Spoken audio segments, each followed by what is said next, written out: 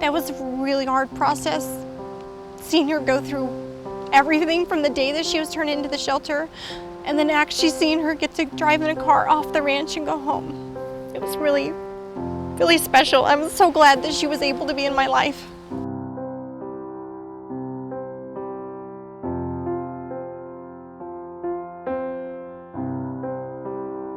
They couldn't deal with her skin loss. They just didn't know what to do with her anymore. They never took her to a vet.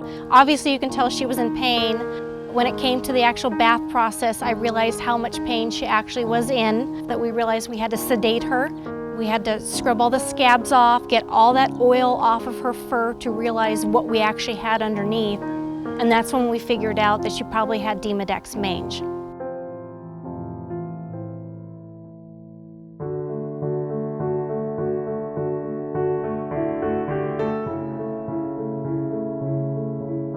She kind of needed 24-hour care. She needed baths 2-3 times a day.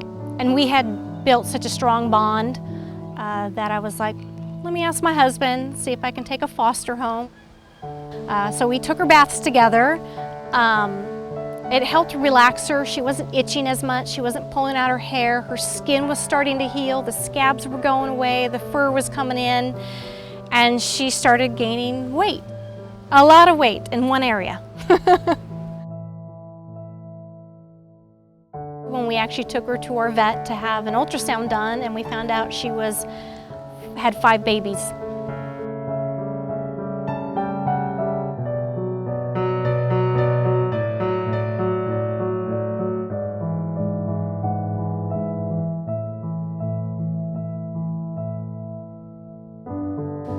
Puppies were adopted pretty fast.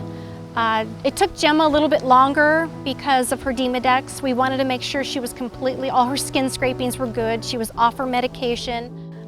When her fur started to come in and her coloring came in, Gemma's gorgeous. But I think what really got me was the goofy expressions she would always give me. She'd look at me and close her eyes and just like tongue hanging out and smiling.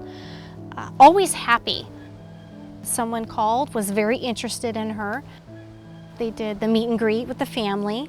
And then I was notified that the day that I show up to work, Gemma's gonna be there with her brand new family, and I get to meet them, and I get to do the adoption, and I get to do the goodbye picture. I'm gonna cry.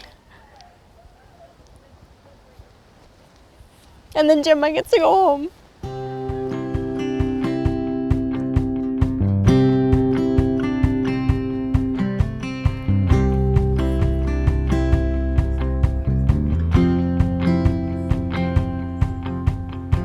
My son is the one who plays with her the most.